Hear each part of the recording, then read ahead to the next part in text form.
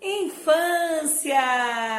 Hoje nós vamos falar um pouquinho sobre características importantes desse ciclo e como que nós adultos podemos colaborar para um diálogo bacana com as crianças. Olha só, um termo interessante que a gente pode usar para a infância e que é uma marca característica é maravilhamento.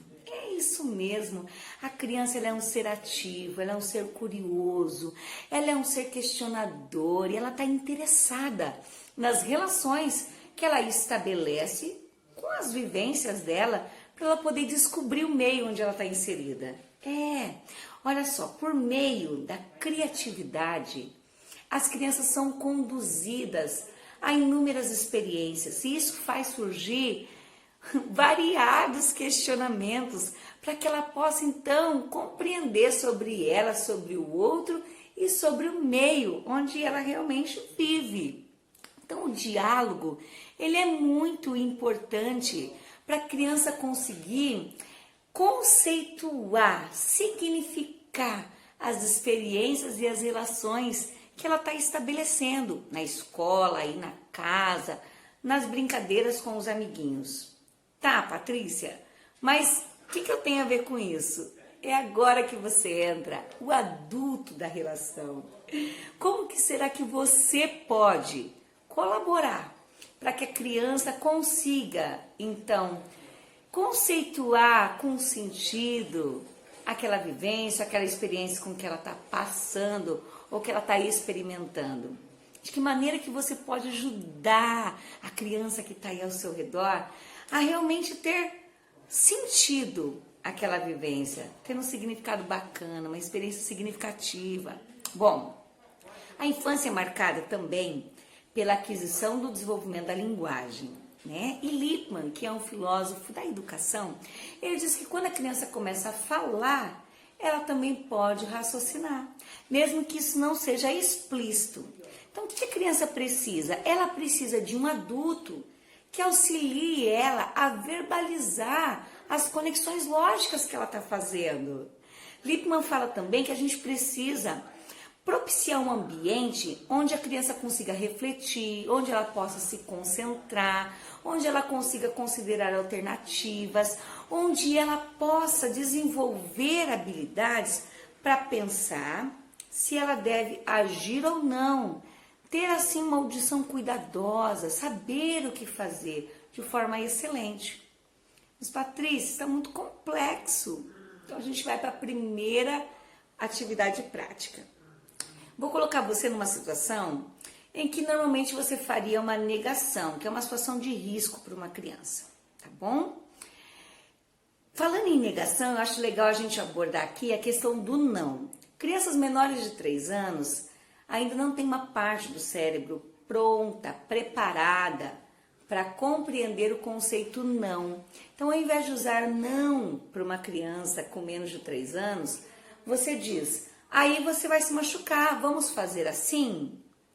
Porque o não, ela simplesmente ainda não tem capacidade de compreender. Mas acima de 3 anos, sim, porque daí o cérebro já está maduro nesse aspecto, nessa parte do desenvolvimento, para poder então estabelecer essas relações do raciocínio. Então, numa situação de risco, você pode simplesmente dizer não para uma criança, não faça isso, e cortar a ponte dialógica com ela, ou você pode perguntar e permitir que ela desenvolva habilidades de pensamento. Por exemplo, você pode perguntar para ela, você acha seguro você fazer isso? Você está dando uma oportunidade para que ela possa refletir sobre aquela situação. Uma outra pergunta que você pode fazer é, se você pular, o que você acha que vai acontecer com você? Olha que legal. Você está dando oportunidade para a criança se concentrar naquela situação e também considerar alternativas. Uma outra coisa que você pode também dizer é afirmar algo e questionar. Por exemplo, se você pular, você vai se machucar. Você quer se machucar? A criança, ela está num processo onde ela está desenvolvendo uma habilidade de pensamento que ela pode julgar se ela quer sofrer aquela consequência ou não. Então, assim, é simples, mas ao mesmo tempo não é, porque Nós somos já condicionados a sermos imediatos com as nossas respostas com as crianças, não é mesmo? Mas a primeira infância e a infância, ela é muito importante para desenvolver as habilidades de pensamento. Para que se nós queremos que as crianças elas pensem com excelência, elas ajam com excelência, elas tenham bons julgamentos, nós precisamos colaborar para que essas habilidades de pensamento sejam aperfeiçoadas. E é por meio do diálogo que isso vai acontecer. Possivelmente, já tiveram situações em que você não conseguiu ponderar alguma ideia, ou que você sentiu dificuldade de conciliar e assimilar questões. Infelizmente, você deve ser fruto de um diálogo travado, vamos dizer assim. Não foi te dada oportunidade para aperfeiçoar suas habilidades de pensamento. E a gente não quer fazer isso com as nossas crianças, não é mesmo?